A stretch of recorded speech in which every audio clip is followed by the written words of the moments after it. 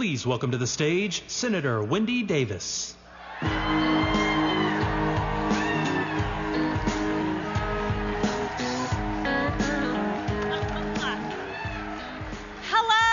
fellow Democrats. It is always a joy to be with you. You are some of the most incredible fighters that I've ever met, and you never give up. I guess that you and I are alike in that way. I have stood on this convention stage as a city council person from Fort Worth, as a state senator, as your nominee for governor in 2014, your nominee for Congressional District 21 in 2020, and now I proudly stand before you as senior advisor with Planned Parenthood Texas Votes.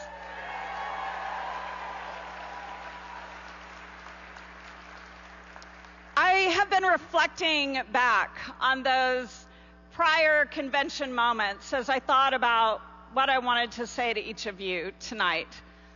Was I hopeful then? Mad? Scared? Weary?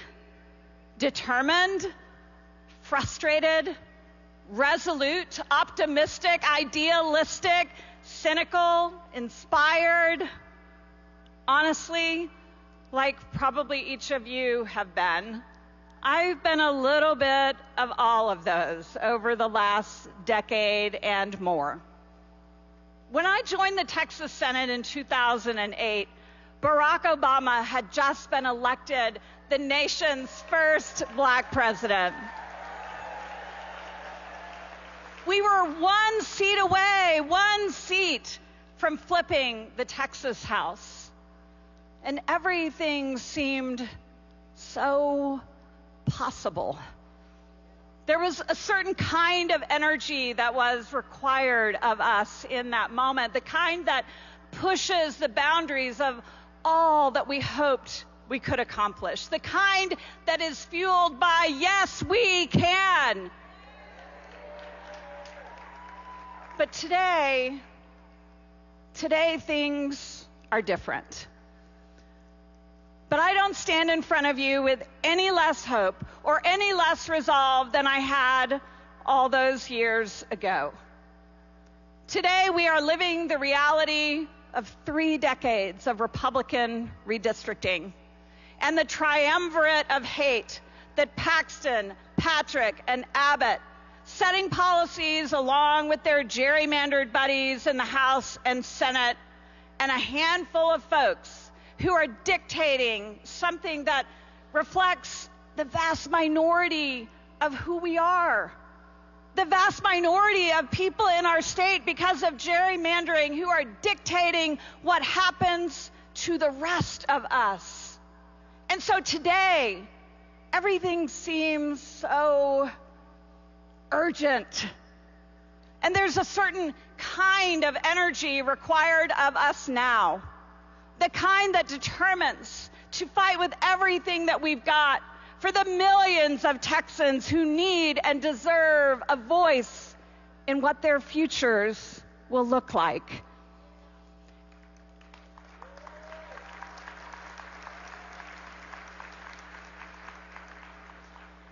As you know, I happen to think that an important part of that future includes the freedom to make decisions about our own bodies. The freedom to realize and embrace our sexuality and our identities. The freedom to decide when and whether we will have children. The freedom to access abortion care when we've been raped.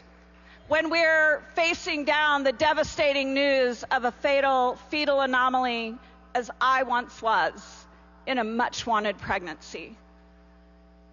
The freedom to receive the health care that we deserve when our own lives are on the line. the freedom to decide what to do with our bodies when we just aren't ready to be a parent, and maybe we don't ever want to be. Those freedoms are non-existent, as you know, in Texas today, my friends. And it's gotten pretty damn scary out there as a result. I want to throw some stats at you, and I want you to please share these with people that you know when you go home from here. Did you know that Texas' cruel abortion ban has no exception for rape and incest? And did you know that Texas saw an estimated 26,313 rape-related pregnancies during the 16 months after the state outlawed abortion? And did you know that Texas abortion ban has no exception for fatal fetal anomaly? You, I know, are familiar with the story of the brave Kate Cox, who very much wanted a pregnancy, one that resulted in an unsustainable fetal anomaly that threatened her life and her future fertility. And she was refused the care that she needed, life-saving care, even after appealing to the Texas Supreme Court to allow her to receive it. Texas abortion ban purports to have an exception in emergency situations to save the life of a pregnant person, but it isn't worth the legislative paper that it's written on. We don't have an exception. Just ask Amanda Zarwowski, who you're going to hear from next. Texas teen birth rate has risen for the first time in 15 years as a consequence of this ban.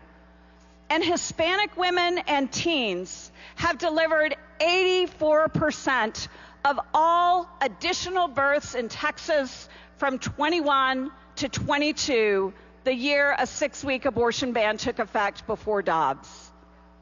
And as bad as it is, believe it or not, it can absolutely get worse. I mean, have you seen the Republican platform? Murder charges for pregnant people who are seeking care, a criminal ban on trafficking embryos across state lines, charges against employers who help their employees get care out of state, state possession of and forced adoption of embryos conceived as part of IVF. It is Looney Tunes, my friends. And if we think it isn't our new reality, it is, unless we rise up and fight back. And that's why we're all here, to be in community with each other, to shore each other up for the long fight ahead, and to resolve that we will not stop fighting until every last person in this state and across this country has regained the freedoms that they so richly deserve.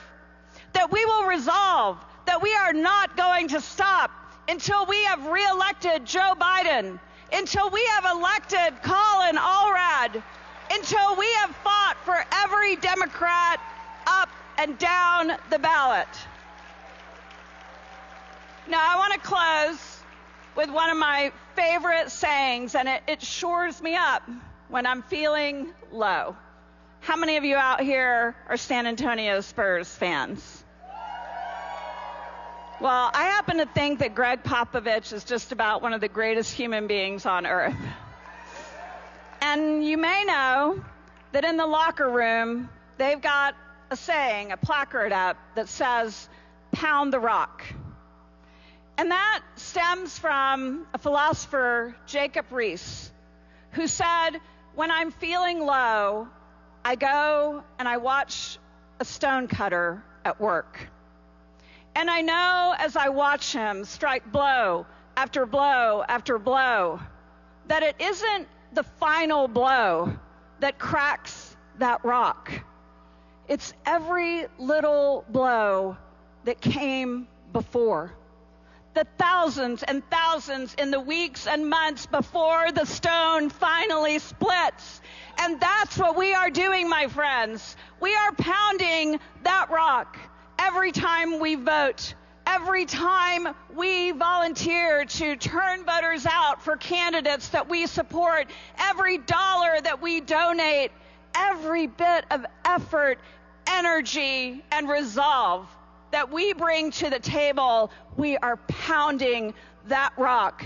And ultimately, it will split, and we will regain this state, and it will be because of all of you and every blow that you have struck along the way. God bless you all. Thank you so